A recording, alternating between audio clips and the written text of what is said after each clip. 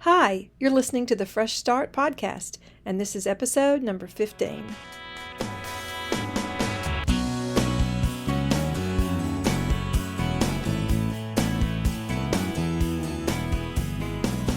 Hi, it's Stacey Wynn. Welcome back to the Fresh Start podcast. And I'm Marcia Ramirez, and we've been on a break, but we're glad to be back. We said we were going to take the month of August off and come back in September, and I think this is airing on September 30th, so we barely squeezed it in. We got it in. We did not lie. We more than met expectations. We took that full time. Well, we were busy. I know you had a lot of things going on while we were on break, and I did too. But before we get into that, I also want to welcome our very special guest, Melissa Jackson. Welcome, Melissa. Hi there. Thank you so much. I'm glad to be here. Oh, man. I think this is your first time on the Fresh Start podcast, but you joined us several times on the God and My Girlfriends podcast, which is still on hiatus. I don't know. Maybe we'll do another season of that at some point, but we're over here at Fresh Start right now. And Melissa, since this is your first time on this podcast, can you tell everybody just a little bit about you? Yeah, sure. So, Melissa Jackson, married to Tim. I have two daughters, June and October, and I live in Nashville, Tennessee. And I've worked in strategic marketing and brand development, but my current trajectory, I'm training to be a spiritual director. And that's something that's relatively new, but really exciting for me. We're excited for you too. We were talking a little bit about that before we started recording, and I was like, dang it, we should be recording, because you were just talking about how amazing you just got back from your first intensive. And I think spiritual direction is something that I've recently found out and I think I've been doing spiritual direction now for 2 years, and it's changed my life. It really has. And I know Stacey's a big believer in it. Do you have a spiritual director, Stacey? I don't, but that's why I said, hey, Melissa, when you're ready, Oh, let's connect. that's why she said that. That's a good idea. Yeah. Yeah, Definitely. it was, I kept saying it's so life-changing, but then I was like, but it sort of sounds like I'm a kid coming back from church camp. And it wasn't like it was like, so not life-changing in that, one and done experiential sort of way, but like actually doing some deep work. And it was the least prescriptive spiritual experience that I've ever had. It was more like, here are some tools that you're going to learn, but we're not going to tell you how to use them, what to do with, like what to do with them specifically. We're just making them available. And then there are some parameters. And it was interesting. So much of my history was growing up in much more confined spiritual experiences or defined spiritual experiences. And that never really got me any place that was good for me. I know it can work for some people, but being in a more open environment where I was just handed some tools was just a really beautiful experience and really helped me a lot connect internally and spiritually, myself first, and then the divine, obviously, which is the goal. It was really amazing. I can't wait to hear more about it. And when we were talking about this before we started recording, Stacey, you said you had heard a quote about spiritual direction from Suzanne Stabile. What was that quote? Yeah. The quote was, a spiritual director is someone who makes sure that you bring your real self to meet the real God. Love it.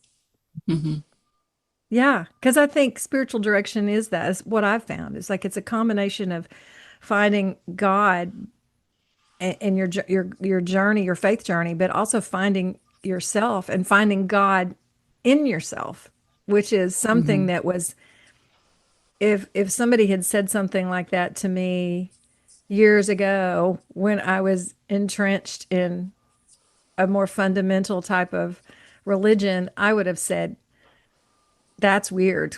But it makes so much sense now. I love it so much. Yeah, it really does. And I think like the thing I like the most is that you can embrace a lot of traditions and a lot of practices, and you don't have to be specific to one religion. The things that I'm learning are things that are really a very broad tent, and a lot of things can find themselves up underneath it, which I think is beautiful.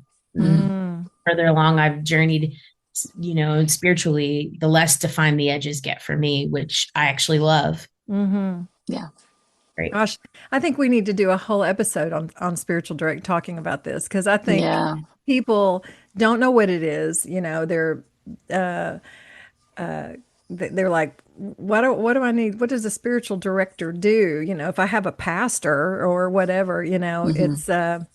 but it's very different. So maybe we'll do a whole episode. Y'all let us know if you want to hear more about spiritual direction. Hmm. My guess is some of y'all do. So, Hmm. but you know what? We got to just talk about the elephant in the room. Yeah.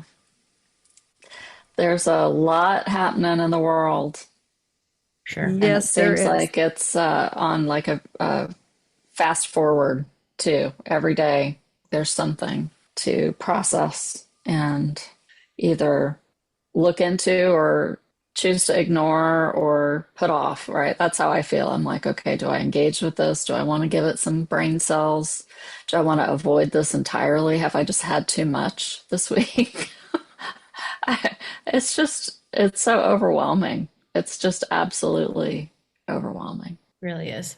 Yeah, there's so much going on. You don't know what thing to be what thing should I be mad about right now? Mm,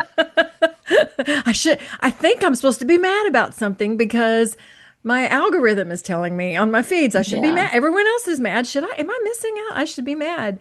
There's always something. I mean, someone once said that's like President Trump's MO is that he just creates chaos and he's throwing so many things to the wall that are so absolutely insane that you can't digest it all. It's too much stuff. So then you just sort of like don't do anything. It paralyzes you. Have y'all Yeah. noticed that? So yeah. Well, the thing is too that not everybody thinks it's insane. So, you have to deal with that dichotomy too. I just want, as we get started with this conversation, Hmm. I just want to notice the fact that the three of us are still here on this taping date of September 23rd, which is the first of two potential rapture days. We're in trouble. So as Wait a as minute. far as Today, we know, we have not been raptured, so today when we were today was a rapture day? of course. That's why I kept seeing somebody was I saw a couple of jokes about the rapture on and I'm so out of it. Like you're about to say, that's why I kept seeing people randomly disappear on my morning walk today. Yeah. My neighbors are always there and they just weren't there. No. Well, when's the other rapture day? I need to know. Tomorrow. It Oh. could be today or it could be tomorrow. Because, no one Oh. really knows, but it's no one knows the day or time except it's today or tomorrow. Well, maybe I should edit this podcast today and set it, preset it so it comes out on September 30th in case we're all got gone. And then the people that, It's so silly. there have Yeah, been, I'm pretty sure I'm not going anywhere. That's true. I'm here for the long haul. oh my goodness. Oh, that's just, I remember, I can't remember. It was like 20 years ago. There was another rapture day or something. And there was a friend of mine that was just, he was convinced he was like going to everyone he knew and pleading for them to get their life in order because the rapture was coming, and of course it didn't. And You know what I feel like though? I feel like whatever that is that makes humanity susceptible to to solve the problem of the day with some intense other thing that we have no control over that's outside of us. mhm. I feel like 20 years ago that existed, but we didn't have a microphone for it. And now we do. And it's Mm. called social media. And so, like, you're saying, oh, I wonder why some people were talking about that. But truth be told, those people probably weren't in your immediate circle. So you wouldn't have been hearing about that. So that would have been more of an insular thing that just wouldn't have gotten the kind of traction that it's getting now Yeah. I do think that, in some ways, that level of, I don't want to sound judgmental, but it's like this deep need for control, but not in a power hungry way. Like I need somebody to fix this, Mm-hmm. which is a very real Mm-hmm. feeling. And I can see where that's coming from and understand it. But the jump from that to sort of unrealistic or extreme solution. Yeah. Yeah. Because our brain does that, right? Our brain looks for the quickest way out of Right. danger. Right. So, when working with women and high conflict Yeah. relationships, they sometimes feel really guilty for saying it would just be so much easier if he just wasn't here anymore. If something happened to him, Mm. if he got hit by a bus or abducted by aliens, whatever it is. So, Yeah. it's the same kind of thing. Like it would be so much easier if Jesus came back. Right. And I think now because that jump to this sort of philosophy that I need something other to solve my problem, the jump from that to these crazy conspiracy type things, that jump is the space between is getting narrower and narrower, which True. I think is part of why we see the things we see currently and why people, like those of us who are willing to engage discomfort and critical thinking are getting exasperated because the space between used to be so much bigger and didn't involve your everyday life the way that it seems to now, Hmm. Mm-hmm. you can't run away Yeah. from that liminal space between or that space of like things are hard and then wow, this is how we're solving it, really? That Yeah. doesn't seem Yeah. that's today now. Yeah. And this thing is just terrible theology, first of all. Right. This concept of rapture isn't even biblical. Mm-hmm. Right. And and Wait a and minute. Wait a yet minute. Are you telling me the Left Behind books are fiction? yeah, the Left Behind books are fiction. Oh There's a man. whole podcast just devoted to the Left Behind books, by the way, I'm sure there and the is. trauma that they inflicted. Oh yeah. But you see, I don't say you see, I see out in because I'm exploring all these crazy things. And one of the posts was a queer man, and he said, "I just got it. I just got hit up in my emails or wherever from a woman who I know who asked me to take care of her dog because she's sure that I'm not going. She's going to go. She's sure she's going, and she's sure I'm not. So she thinks I can take care of her dog." I think, Ah, not only is it just wow. terrible theology, but it's Wow. just it's just another tool to polarize people. Yeah. It's Right. terrible. Right. So you trust me to take care of your dog. You think I'm a good enough person to care for your beloved animal, but you don't think I'm going to make it in the rapture. I mean, And come I don't know on. about y'all, but I'm a dog person, and if heaven doesn't have dogs, Yo, it's not amen. heaven. Amen. Get it. I just said that to somebody. I just said that. I said, if dogs can't make it into heaven, none of us have a chance. That's where I feel. For sure. So that's Okay. like really going on out in the world. What Yeah. else, Marcia? What else do you want to throw on the plate? Well, let's just throw out Charlie. Let's just talk about him. I mean, I don't, there's been so much said, and there's probably not a whole lot that we can add. But I do want to just talk about how there can be such, and this kind of goes with what we've been talking about a little bit. How can two groups of people see one person so completely different? I mean, how can this one person have divided us so much? And I really do think a lot of it goes to our algorithms because I saw so many of my conservative friends enraged because they said they've seen so many people basically dancing on the grave of Charlie Kirk, cheering that he was shot, saying he deserved it. I can honest to God, and I have thousands of friends on I can honest to God say I didn't see one person that was celebrating his death. Not one. Now, that doesn't mean that some of them that weren't holding the balance of, I am really sad this man died. He left behind a woman and a child, and no human being should be killed, period. However, there were some things he said that were problematic. That is not cheering on his death.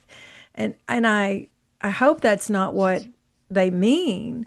But did y'all experience a lot of people like happy that Charlie Kirk died, or celebrating it? Mm-mm. Because I didn't. No, it was more shock in my circles, just in general. I think Yeah. any shooting at a school or not, or a political assassination like this was, that's shocking. Just like the that hit list that came out a couple months ago, and the Minnesota state Mm-hmm. legislator and her husband that were shot at home, And her dog. and her dog, right? So there are these things going on in the world that are all shocking and terrible. So yeah, it was shock for me. What about you, Melissa? Yeah, I mean, I immediately just felt such sadness about the obviously there's the immediate sadness of his children were there, his wife was present, the chaos, the students that would have to live with that for the rest of their lives, Mm, but also the idea that I think that what grieves me the most, because I don't know him, right? So it's hard for me to grieve a person I don't know. But what grieves me the most in this, and I think is across the board, I feel this way with school shootings. I feel this way anytime a political figure is targeted. I'm sad that we believe that any sort of violence will do anything but bring on more violence. hmm. That makes me feel sad. Yeah. And it makes me sad because that will immediately change the narrative.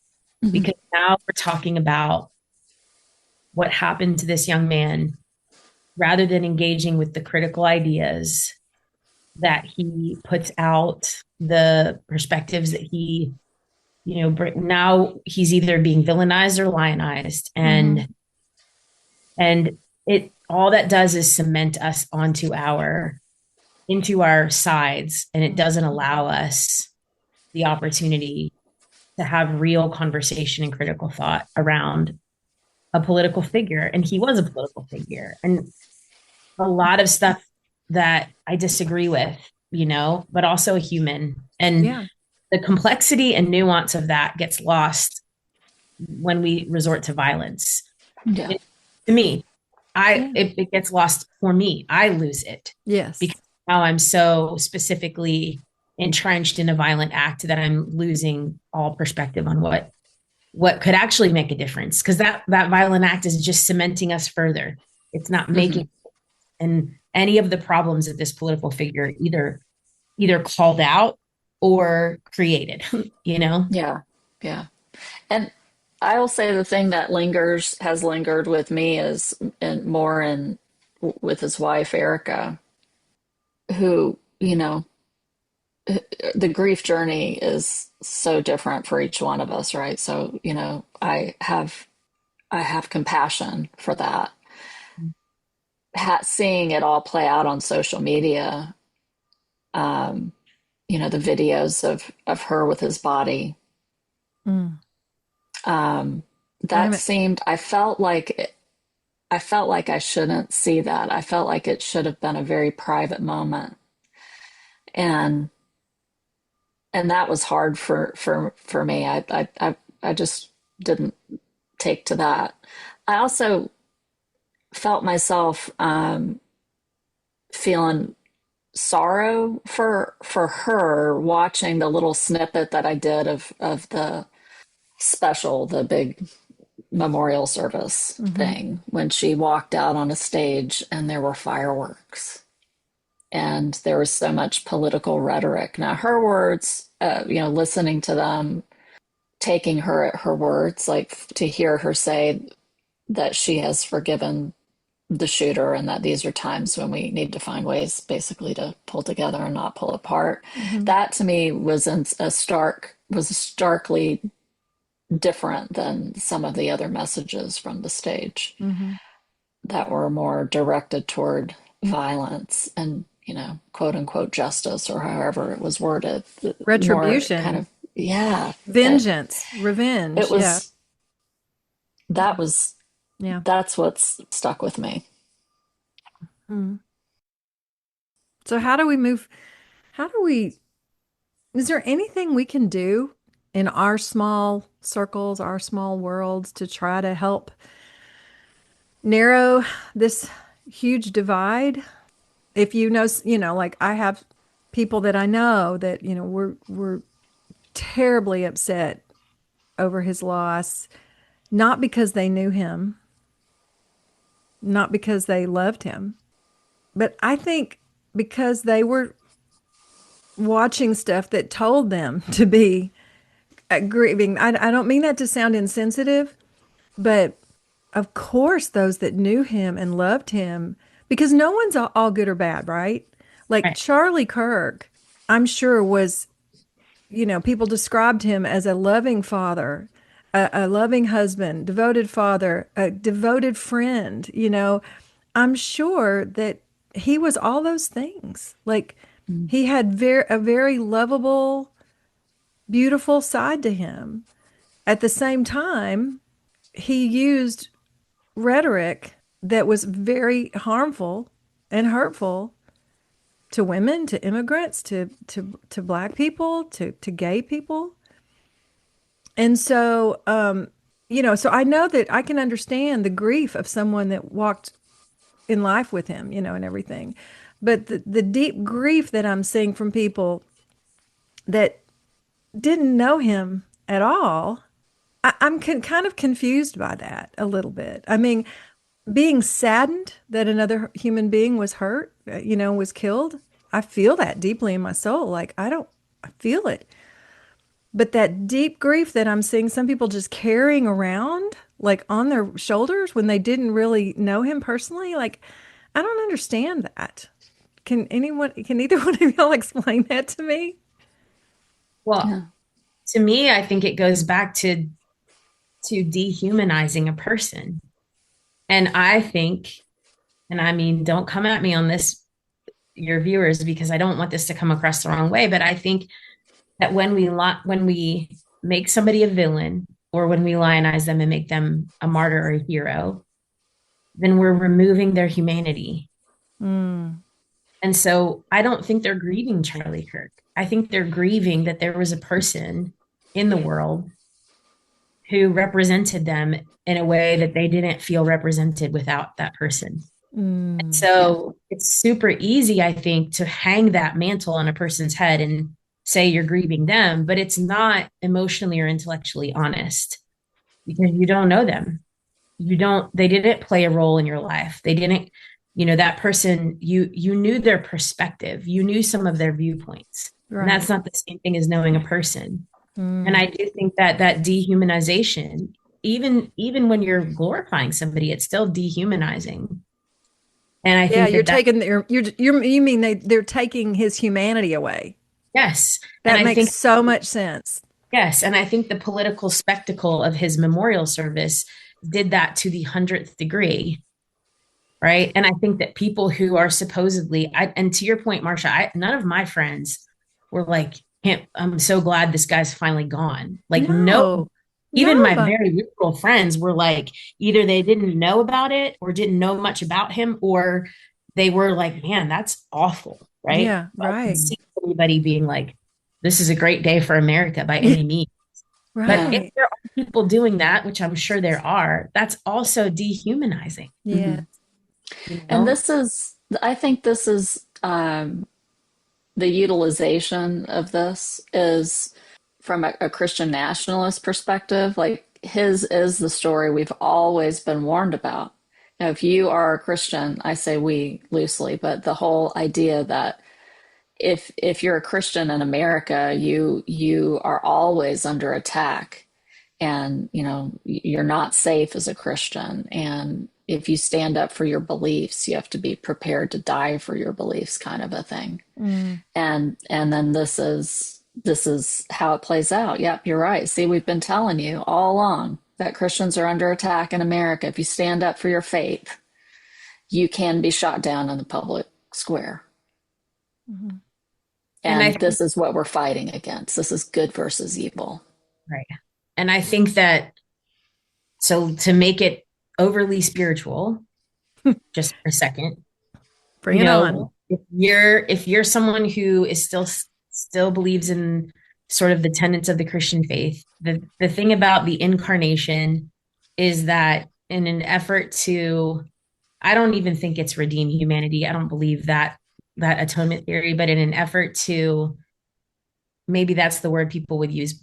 Regardless, the way to the way to solve the problem of the world in this epic tale of Jesus Mm-hmm. was to become more human, to become more human, Mm. to to connect with the humanity, the flesh of the people, right? That's the solution. The solution was never to overly deify, and the solution was never to dehumanize.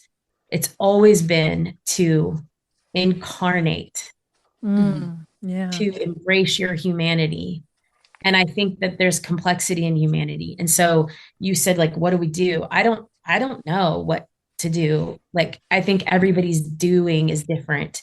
But I think if we can take this flattened out narrative, this dualistic flattened out narrative, and we can sort of, rehydrate it with some nuance Mm-hmm. and bring it back to life with all the layers of human complexity as often as we can.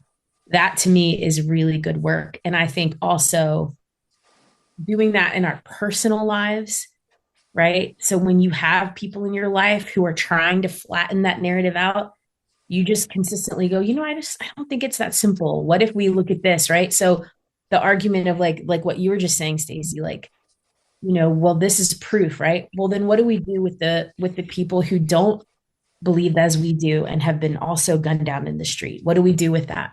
Mm. Ask questions. Ask them, because that's the only way we're going to get to making humanity dynamic again, making it not dualistic. You're all good, you're all bad. Refusing to find that to be a part of that narrative. And so, if that means that I have to say it's really sad that Charlie Kirk died, and I feel really sad that we've resorted to political violence, I think it's wrong, and I don't like that. And that makes somebody on the left angry, even though I identify as a more liberal Democrat within our current society. Okay. And also, guess what? And also, there's some real difficulty figuring out how to grieve a political figure whose perspective and vocalization of that perspective did actual harm. Yeah. Also true. It's Yeah. also, and that just adds layers, and it allows people the freedom to be human in their experience. You know, Mm. the more human we get, the Yeah. more Yeah. human we get, the better it's going to be. That's so good, Melissa.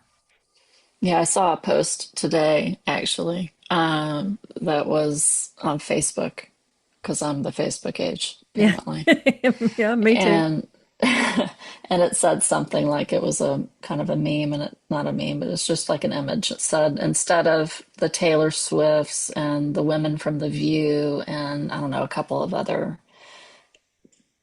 women, instead of these women, Cardi B, the Kardashians, I think. Instead of them, we need more Ericas in the world. Tell your daughters to be more like Erica. And I actually responded to it and I said, shouldn't we just be empowering women to be themselves? Why, Mm. Right. why do we not need all of these people? We do need all of these people. Yes. Yeah. Why teach our daughters to pit women against each other? I mean, I don't know how long in my life that's been the conversation in women's ministry and in friend groups is we need to stop being so mean to each other as women. We need to lift each other up Yeah. and support one another to do what we do best. Yes. And it's just building that next generation of dualistic kids out in the world and women who are afraid to be themselves. Yeah. And I sometimes wonder if we're not in sort of the backlash of a real emotional maturity evolution in humanity. Mm. I wonder if we're not in sort of this backlash of we don't want to evolve emotionally. That's difficult because it's difficult and Mm-hmm. It it's is. uncomfortable, Yeah.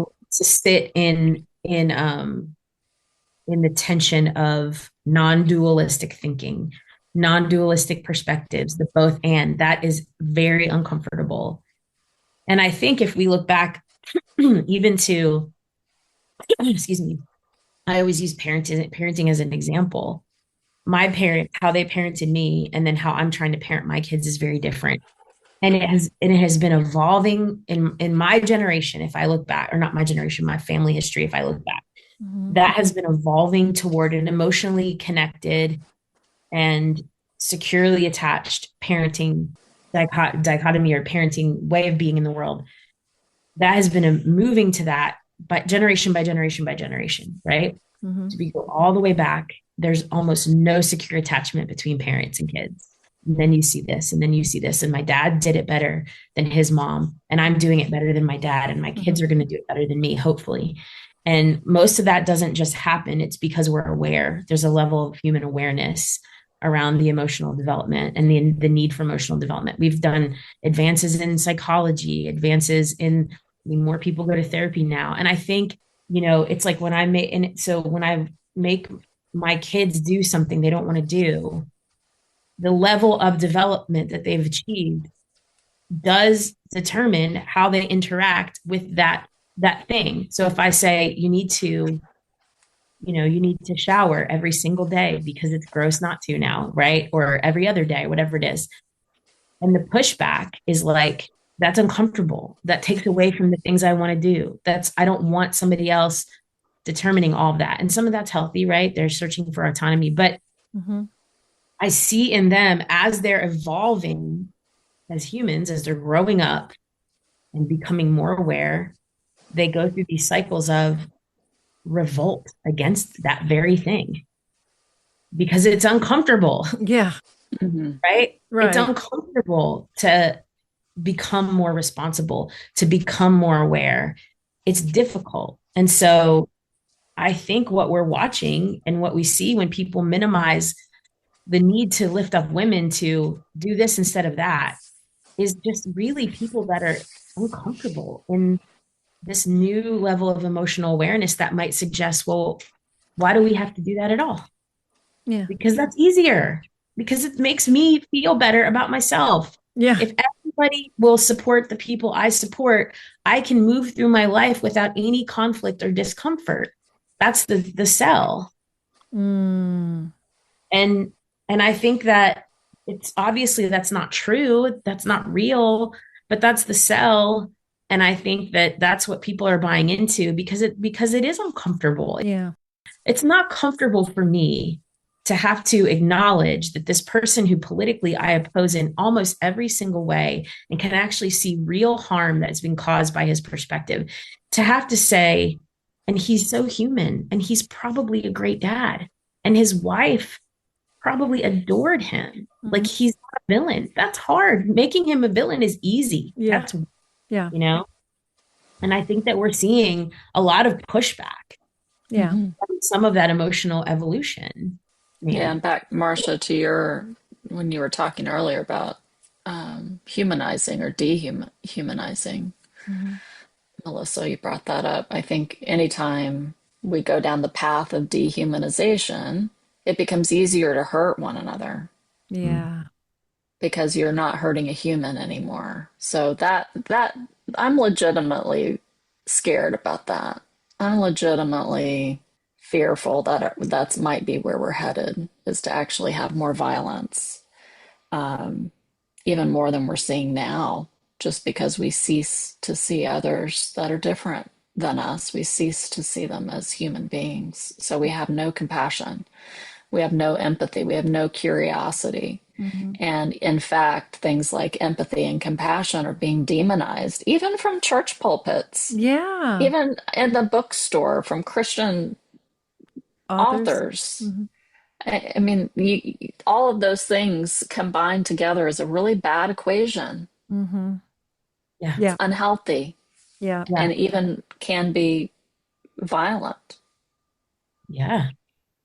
And it, to me, when I see people that are engaging in that, I just think there's so much fear of loss of control of the environment. There's so much fear of discomfort. Mm-hmm. That's where so much of that comes from. Like, you really do have entire books saying that it's not Christian to have empathy, Yeah. Mhm. right? I mean, come on, really? We're not buying those books, you know? No, no. But some people are, and it's because they are legitimately afraid. So then how do I humanize them? Right. How do I not other them and just go, wow, if that is your perspective, I can see how that would be really scary, Mm-hmm. Yeah. right? I'm not saying I agree with your perspective by Yeah. any means. I Right. don't agree with it. Right.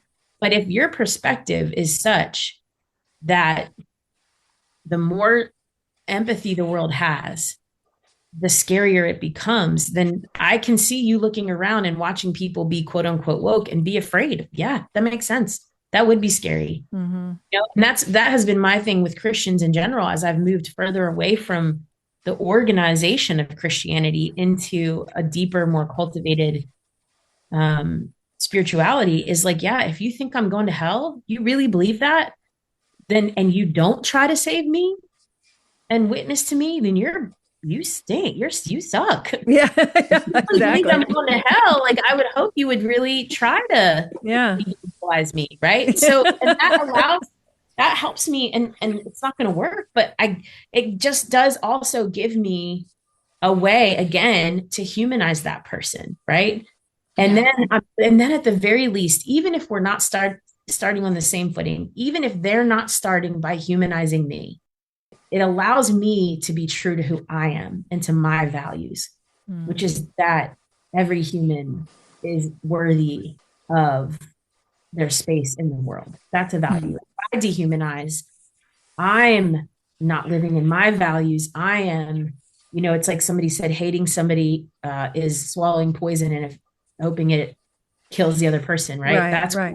so like I can't be true to me if I join in the dehumanization. I Yeah. can't. Right. Yeah. Hey, friends, we're taking a short break from our conversation to ask you a favor. If you are enjoying our podcast, we would really love it if you could take just a moment to share, like, rate, and review on whatever podcast platform you're listening on right now. It would help us so much so that we can grow and keep creating this content for you guys. Also, please find us on Instagram, join our Facebook group, and follow us on our YouTube channel. All the links are in our show notes for you, so check those out. Thanks for being great listeners, and please let us know about any guests or topics you'd like us to dive into here. We want to include you in this conversation too. You can email us at freshstartpod2025@gmail.com or message us on our social platforms. And now, back to our conversation. You would think that, we're struggling here with mystery and faith, but that maybe we'd have science kind of shored up. Maybe we'd be, really pushing the knowledge and the science. And unfortunately, here we are talking about acetaminophen Yeah. and autism. You can pronounce it. I can. Yeah, I know. I'm sorry, that was mean. My husband sent me a text today and it said something, it was somebody saying like if you're a mom who took acetaminophen while you were pregnant and you're being told that your kid has autism because you did that, like you're a good mom, you did the thing you were supposed to do, and this is all not true. Right. You know what I mean? And it's like these are again tactics that make you immediately, if you believe this, which I mean, what if you believe it? Like I, I don't pray, but I pray for you, I guess, in that regard, because I don't know how we just openly swallow this kind of misinformation. But I don't either. let's say in 10, they're like, okay, we're going to do a study and it's not a propagandized study. And it does say, well, this could be true. We know it's not true, but let's say. Yeah. So what? So what does that mean? What does it truly? Let's follow that all the way to the end. What? Your Yeah. kid has autism and you took Tylenol. What does that mean? You did the thing the doctors and everybody knew at the time was the safest thing for you to do. Right. That's what you did. Yeah. What are we doing here? We're trying to make people afraid. Hmm. And there are records of autism, what back to, I heard someone say it was like the 1800s or something, and Tylenol didn't come out until when? Right. I mean, why do we believe this when we just don't do any, we don't do the critical thinking, like you said, Melissa. There's no, let me question this a moment. It's just, oh, I'm going to believe it. Oh, we're getting raptured. Oh, Yes. you know. Mm. Well, And there's so, obviously, I mean, there's risk of taking any medicine, right? I mean, sure. our bodies are all different.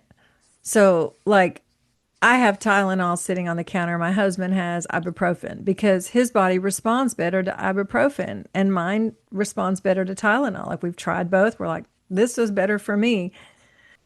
But, there's on the bottle, there's like warning risks. It's like the benefits outweigh the potential side effects or whatever. But so you have to make those decisions for yourself.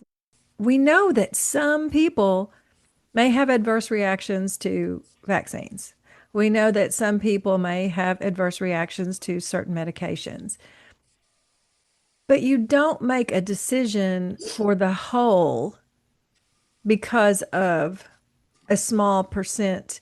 If it's more beneficial for the whole of society, then you don't base these kind of decisions off of like, oh, one person had a bad reaction, so no one can have them, right? Is that Well, you can't, right? Because then when you take it all away, then you're faced with the same thing.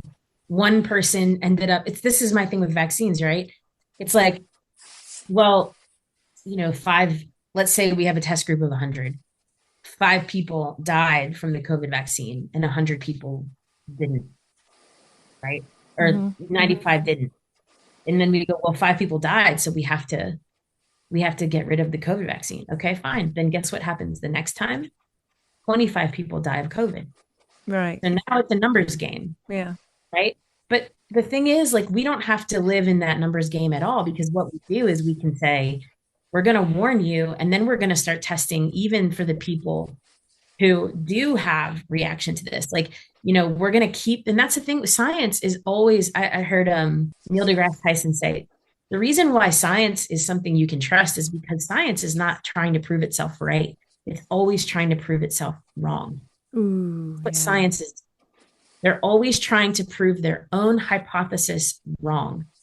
Right. So when that's the objective, then you can trust it differently than when somebody's like, hey, I came to the conclusion I knew I would. That's called bias. Mm-hmm. Mm-hmm. Oh, So, that's Stacey, called what confirmation bias. confirmation bias? Absolutely. Stacey, I know you see this too. Why is there such a skepticism towards scientists or science in general, like in a lot of the conservative Christian right wing circles? You see it, right? Oh, yeah. I wish I had an answer for you. I don't know, although I see it tied more to evangelical perspectives where, you're looking at the guy on the platform, who I say guy because it's, 99.999% a guy on the platform, Yeah, that's true. who talks about, what you can and can't believe and who you can and can't trust. And the messages are, if you think back about the pandemic and all of the uproar around even not going to church anymore, Hmm. and that became a political conspiracy. And so then everything stemming from that around the whole vaccine and everything became a conspiracy. Hmm. I don't know other than to say it's interesting to watch all of that unfold from a place of being able to hold a lot in that critical thinking process, and to be able to watch that play out where there is none, and then to have to sit back and try to hold on to both of those realities, because then it becomes hard, just like with the faith transition. Once you get past a certain point, you can look back and have compassion. But the people who are in the earlier stages, maybe with no critical thinking skills, have no compassion or capacity to understand people who see the world differently than they do. So it's one way compassion, and the other way it's fear and even potentially, pushback or hatred or however you want to pin it. Um, so Yeah. it's an EQ game, it's emotional intelligence. And if you can't get past that self-focused, the world revolves around, what I think and what I believe, and everyone needs to do that because then I feel safe. If you can't get past that point, you can't build relationships with people. Yeah. And relationships require emotion. Yeah. Yeah. And I think to your point, like, this is why you can start to see even some of this sort of fundamentalism on both spectrums of political opinion, right? Mm-hmm. Because you see, we're talking about vaccines. There's a lot of people on the left who fully embrace this no vaccines or whatever that Yeah. rhetoric is, Mm-hmm. because they're also fundamentalists, right? It's the Sure. same token, just different sides of it. Right.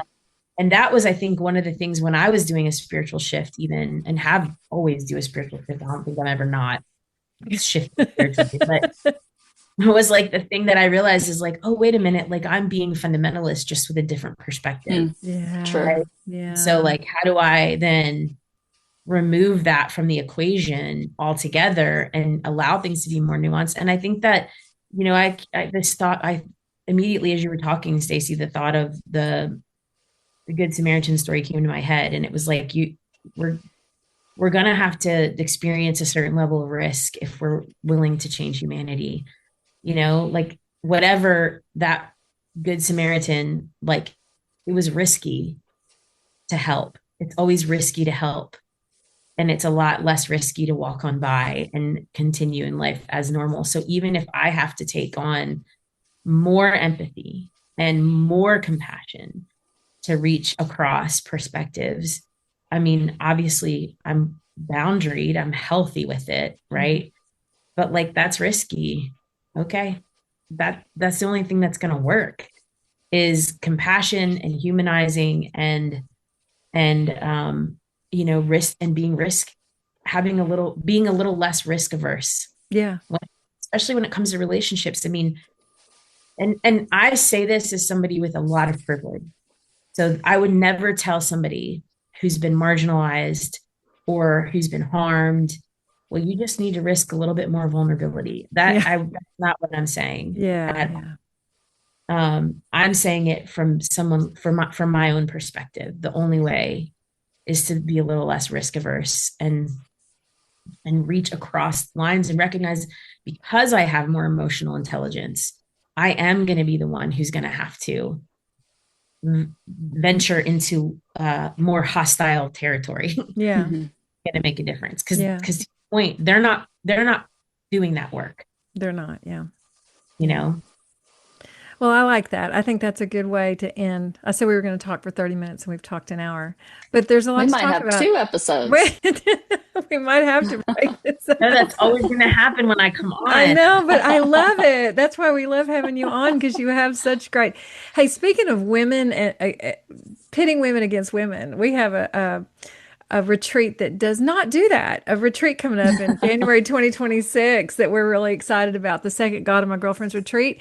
We're still in the planning, but if you are interested in joining a bunch of really amazing women, Stacey and I were both at the last one, and we bonded with those women. Like, we all still stay in touch. Like, it's a really special group of women. We'd love you to be a part of us. And so if you're interested in joining us, it's January 30th and 31st. Well, 2 nights, January 30th and 1st. We check out on February 2nd. Here right outside of Nashville at Pinuel Ridge. And we'll send out more details. But if you would like to know, and Melissa, we've got to get you there this year. I'd love to. I Okay, really would. it's we'll send us an email at